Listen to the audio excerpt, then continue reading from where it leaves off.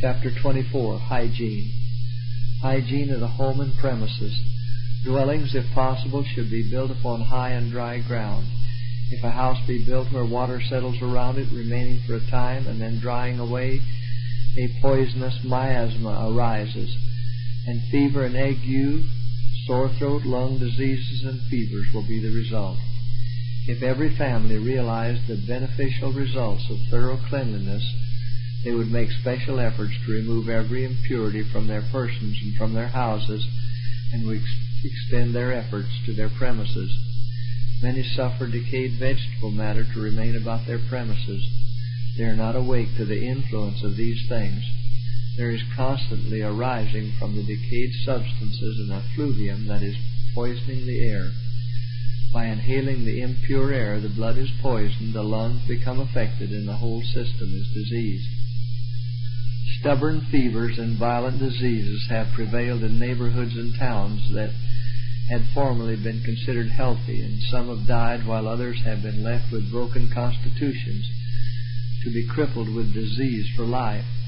In many instances, their own yards contained the agent of destruction which sent forth deadly poison into the atmosphere to be inhaled by the family and the neighborhood. The slackness and recklessness sometimes witnessed is beastly, and the ignorance of the results of such things upon health is astonishing. Such places should be purified, especially in summer, by lime or ashes or by a daily burial with earth. Shade trees and shrubbery too close and dense around the house are unhealthful, for they prevent a free circulation of air and prevent the rays of the sun from shining through sufficiently. In consequence of this, a dampness gathers in the house. Especially in wet seasons, the sleeping rooms become damp, and those who sleep in the beds are troubled with rheumatism, neuralgia, and lung complaints, which generally end in consumption. Numerous shade trees cast off many leaves, which, if not immediately removed, decay and poison the atmosphere.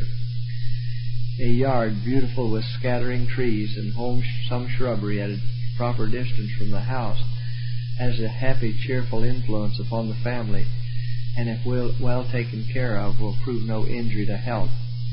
Rooms that are not exposed to light and air become damp. Beds and bedding gather dampness, and the atmosphere in these rooms is poisonous because it has not been purified by light and air. Various diseases have been brought on by sleeping in these fashionable, health-destroying apartments. Sleeping rooms especially should be well ventilated, and the atmosphere made healthful by light and air. Blinds should be left open several hours each day, the curtains put aside, and the room thoroughly aired. Nothing should remain, even for a short time, which would destroy the purity of the atmosphere. Sleeping apartments should be large and so arranged as to have a circulation of air through them day and night. Rooms that are not freely ventilated daily, and bedding that has not been thoroughly dried and aired, are not fit for use. We feel confident that disease and great suffering are brought on by sleeping in rooms with closed and curtained windows, not admitting pure air and the rays of the sun. The room may not have had an airing for months, nor the advantages of a fire for weeks, if at all. It is dangerous to health and life to sleep in these rooms until the outside air shall have circulated through them for several hours, and the bedding shall have been dried by the fire. Unless this precaution is taken, the rooms and bedding will be damp. Every room in the house should be thoroughly ventilated every day, and in damp weather should be warmed by fires.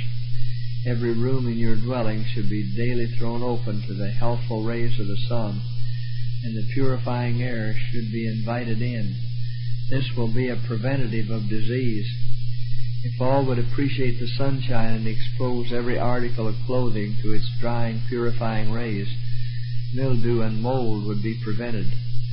The confined air of unventilated rooms meets us with sickening odors of mildew and mold and the impurities inhaled by its inmates. The emanations from damp, moldy rooms and clothing are poisonous to the system. Hygiene of the person. Strict habits of cleanliness should be observed. Many, while well, will not take the trouble to keep in a healthy condition. They neglect personal cleanliness and are not careful to keep their clothing pure. Impurities are constantly and imperceptibly passing from the body through the pores, and if the surface of the skin is not kept in a healthy condition, the system is burdened with impure matter. If the clothing worn is not often washed and frequently aired, it becomes filthy with impurities which are thrown off from the body by sensible and insensible perspiration.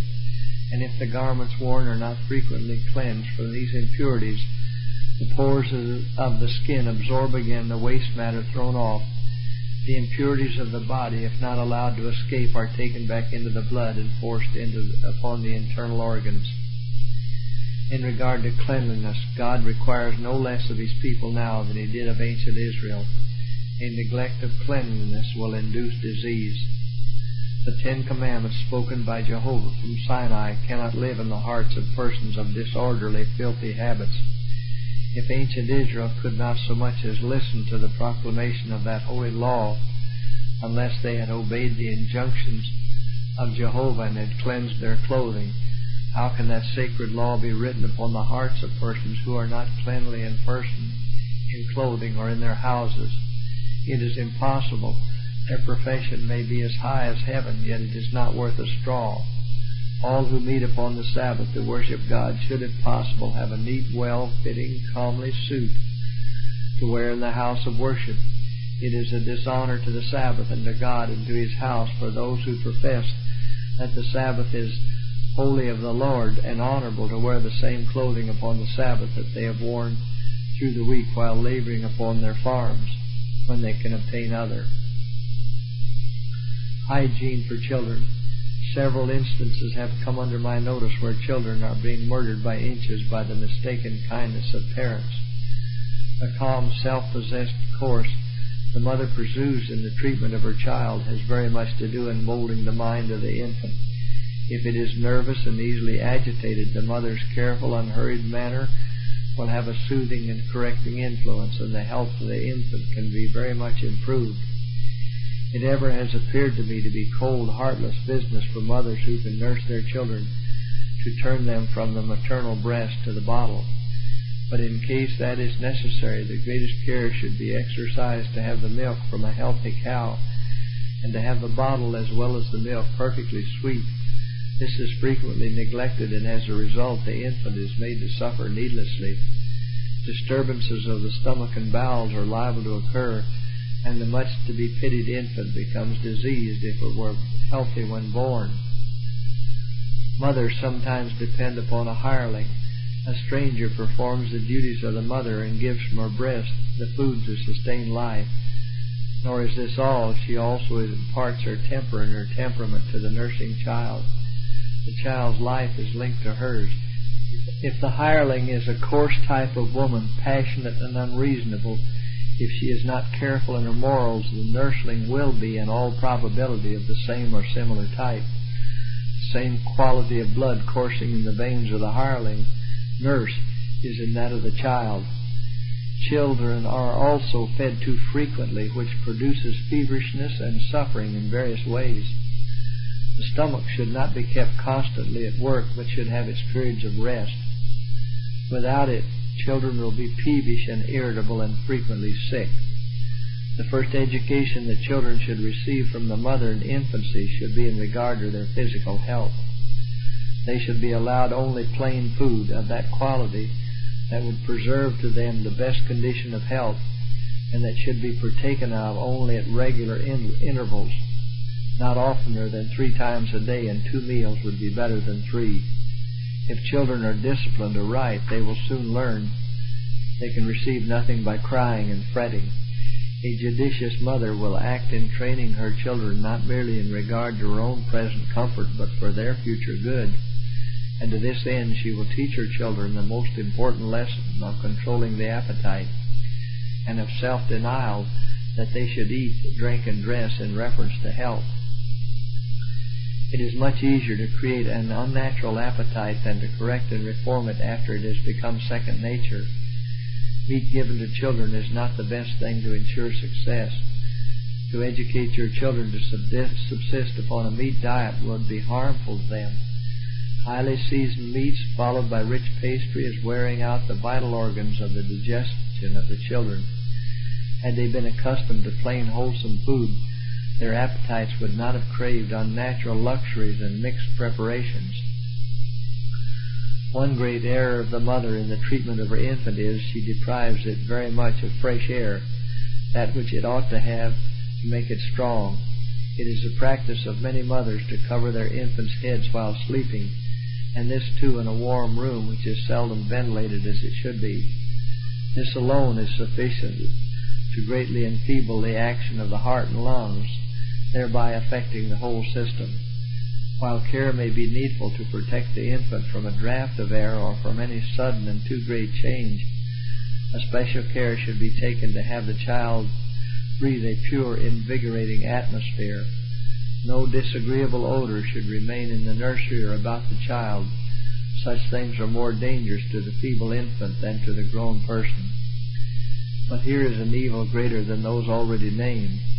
The infant is exposed to a vitiated air caused by many breaths, some of which are very offensive and injurious to the stronger lungs of older people. The infant lungs suffer and become diseased by inhaling the atmosphere of a room poisoned by the tobacco user's tainted breath. Many infants are poisoned beyond remedy by sleeping in beds with their tobacco-using fathers, by inhaling the poisonous effluvium from tobacco which is thrown from the lungs and the pores of the skin. The system of the infant is filled with poison, while it acts upon some as slow poison and affects the brain, heart, liver, and lungs, and they waste away and fade gradually. Upon others it has a more direct influence, causing spasms, fits, paralysis, palsy, and sudden death. The garments are made extravagantly long, and in order to keep them up on the infant, its body is girded with tight bands or waists which hinder the free action of the heart and lungs. Infants are compelled to bear a needless weight because of the length of their garments, and thus clothed they do not have free use of their muscles and limbs. Mothers have thought it necessary to compress the bodies of their infant children to keep them in shape, as if fearful that without tight bandages they would fall in pieces or become deformed. Do the animal creation become deformed because nature is left to do her own work? Do the little lambs become deformed because they are not girded about with bands to give them shape? They are delicately and beautifully formed. Human infants are the most perfect and yet the most helpless of all the Creator's handiwork, and therefore their mothers should be instructed in regard to physical laws so as to be capable of rearing them with physical, mental, and moral health. Mothers, nature has given your infant forms which need no girths or bands to perfect them. God has supplied them with bones and muscles sufficient for their support, and to guard nature's fine machinery within before committing it to your care. The dress of the infant should be so arranged that its body will not be in the least compressed after taking a full meal. Another great cause of mortality among infants and youth is the custom of leaving their arms and shoulders naked. This fashion cannot be too severely censured. It has cost the lives of thousands. The air bathing the arms and limbs and circulating about the armpits chills these sensitive portions of the body so near the vitals, hinders the healthy circulation of the blood, and induces disease, especially of the lungs and brain. Mothers who dress their children in accordance with fashion endanger their health and life. Fashion leaves the limbs of children unclad, save with one covering, or at most two. If they are exposed to the chill autumn, spring, or winter weather, their limbs are bathed in a current of cold air. Over the heart, where is the greatest amount of vitality, there are 4 to 8 coverings. These unclad limbs and feet become habitually cold. While traveling, it is customary to see little girls dressed fashionably but not healthfully. The upper portions of the body are abundantly clothed with warm cloaks, and over these are furs, while the limbs are scarcely covered. Christian mother, why not clothe your daughter as comfortably and as properly as you do your son? His limbs are protected by from 3 to 5 thicknesses, hers by only 1. Is she feebler? then she needs a greater care. Is she indoors more and therefore less protected against cold and storm, then she needs double care. Societies are formed in our cities for the prevention of cruelty to dumb animals. It would be well to go still further, and inasmuch as accountable intelligences capable of obtaining life eternal are of more value than the dumb beasts, there is greater need of societies to prevent the cruelty of mothers in dressing their darling little girls in a manner to sacrifice them at the shrine of cruel fashion. There is a disposition with many parents to dose children perpetually with medicine. They always have a supply on hand, and when any slight indisposition is manifested, caused by overeating or exhaustion, the medicine is poured down their throats, and if that does not satisfy them, they send for the doctor. The child is drugged to death, and the parents console themselves that they have done all they could for their children, and wonder why they must die when they did so much to save them. Upon the gravestones of such children should be written, "Died of drug medication." Many mothers feel that they have not time to instruct their children, and in order to get them out of the way and to get rid of their noise and trouble, they send them to school. The schoolroom is a hard place for children who have inherited enfeebled constitutions. Schoolrooms generally have not been constructed in reference to health, but in regard to cheapness. The rooms have not been arranged so they could be ventilated as they should be without exposing the children to severe colds. The seats have seldom been made so that the little children can sit with ease and keep their little growing frames in a proper posture to ensure healthy action of the lungs and heart. Young children can grow into almost any shape and can, by habits of proper exercise and positions of the body, obtain healthy forms. It is destructive to the health and life of young children to sit in the schoolroom upon hard, ill-formed benches from 3 to 5 hours a day, inhaling the air made impure by many breaths. The weak lungs become affected. The brain, from which the nervous energy of the whole system is derived, becomes enfeebled by being called into active exercise before the strength of the mental organs is sufficiently matured to endure fatigue. In the schoolroom, the foundation has been too surely laid for diseases of various kinds, but more especially the most delicate of all organs, the brain, has often been permanently injured by too great exercise. This has often caused inflammation and dropsy of the head and convulsions with their dreaded results. Of those children who have apparently had sufficient force of constitution to survive this treatment, there are very many who carry the effects of it through life. The nervous energy of the brain becomes so weakened that after they have come to maturity, it is impossible for them to endure much mental exercise. The force of some of the delicate organs of the brain seems to be expended. During the first 6 or 7 years of a child's life, special attention should be given to its physical training rather than to the intellect. After this period, if the physical constitution is good, the education of both should receive attention. Parents, especially mothers, should be the only teachers of such infant minds.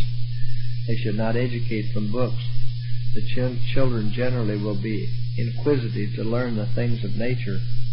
They will ask questions in regard to the things they see and hear, and parents should improve the opportunity to instruct and patiently answer these little inquiries. Hygiene of motherhood. It is an error generally committed to make no difference in the life of a woman previous to the birth of her children.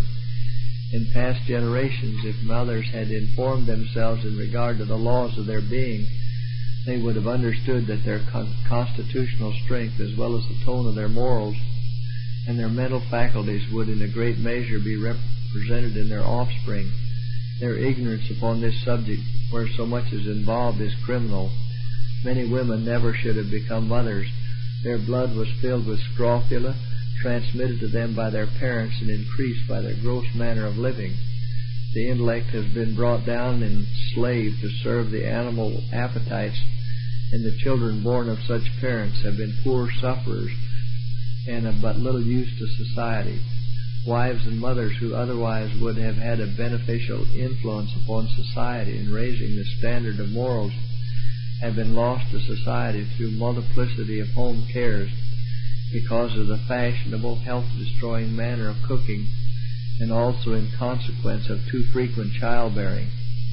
They have been compelled to needless suffering. The constitution has failed, and the intellect has become weakened by so great a draft upon the vital resources.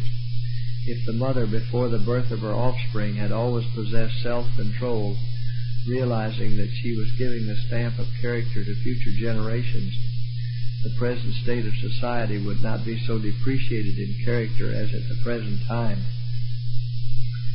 Every woman about to become a mother, whatever may be her surroundings, should encourage constantly a happy, cheerful, contented disposition, knowing that for all her efforts in this direction she will be repaid tenfold in the physical as well as the moral character of her offspring. Great care should be exercised to have the surroundings of the mother pleasant and happy. Not half the care is taken of some women while they are bearing children that is taken of animals in the stable. The mother, in many cases previous to the birth of her children, is permitted to toil early and late, eating her blood. Her strength should have been tenderly cherished. Her burdens and cares are seldom lessened, and that period which should be to her of all others a time of rest is one of fatigue, sadness, and gloom. By too great exertion on her part, she deprives her offspring of that nutrition which nature has provided for it, and by heating her own blood she imparts to the child a bad quality of blood. The offspring is robbed of its vitality, robbed of physical and mental strength. Many mothers, while nursing their infants, have been permitted to overlabor and to heat their blood in cooking, and the nursling has been seriously affected not only with fevered nourishment from the mother's breast, but its blood has been poisoned by the unhealthful diet of the mother. The infant also will be affected by the condition of the mother's mind. If she is unhappy, easily agitated, irritable, giving vent to outbursts of passion, the nourishment the infant receives from its mother will be affected, often producing colic spasms, and in some instances causing convulsions. At this important period, the labor of the mother should be lightened. Great changes are going on in her system. It requires a greater amount of blood, and therefore an increase of food of the most nourishing quality to convert into blood. Unless she has an abundant supply of nutritious food, she cannot retain her physical strength, and her offspring is robbed of vitality. There will be an inability in the offspring to appropriate food which it can convert into good blood to nourish the system. The extra draft upon the vitality of the mother must be considered and provided for. But on the other hand, the idea that women, because of their special condition, may let the appetite run riot is a mistake based on custom, but not on sound sense. The appetite of women in this condition may be variable, fitful, and difficult to gratify, and custom allows her to have anything she may fancy without consulting reason as to whether such food can supply nutrition for her body and for the growth of her child. The food should be nutritious, but should not be of an exciting quality. Custom says that if she wants flesh meats, pickles, spiced food, or mince pies, let her have them. Appetite alone is to be consulted. This is a great mistake and does much harm. The harm cannot be estimated. If ever there is need of simplicity of diet and special care as to the quality of food eaten, it is at this important period. Women who possess principle and who are well instructed will not depart from simplicity of diet at this time of all others. They will consider that another life is dependent upon them and will be careful in all their habits, especially in diet. From the food the mother was compelled to receive, she could not furnish a good quality of blood, and therefore gave birth to children filled with humors. Her clothing also demands attention. Care should be taken to protect the body from a sense of chilliness. She should not call vitality unnecessarily to the surface to supply the want of sufficient clothing. The prosperity of mother and child depends much upon good warm clothing and a supply of nourishing food. Very many children are born with their blood tainted with scrofula through the wrong habits of the mother in her eating and dressing. The very many miscarriages that now occur may generally be traced to fashionable dress. Hygiene of the sick room. When we do all we can on our part to have health, then may we expect that blessed results will follow, and we can ask God in faith to bless our efforts for the preservation of health. Thousands have died for want of pure water and pure air who might have lived. These blessings they need in order to become well. If they would become enlightened and let medicine alone and accustom themselves to outdoor exercise and to air in their houses summer and winter and use soft water for drinking and bathing purposes, they would be comparatively well and happy instead of dragging out a miserable existence. If those who are well need the blessing of light and air and need to observe habits of cleanliness in order to remain well, the sick are in still greater need of them in proportion to their debilitated condition.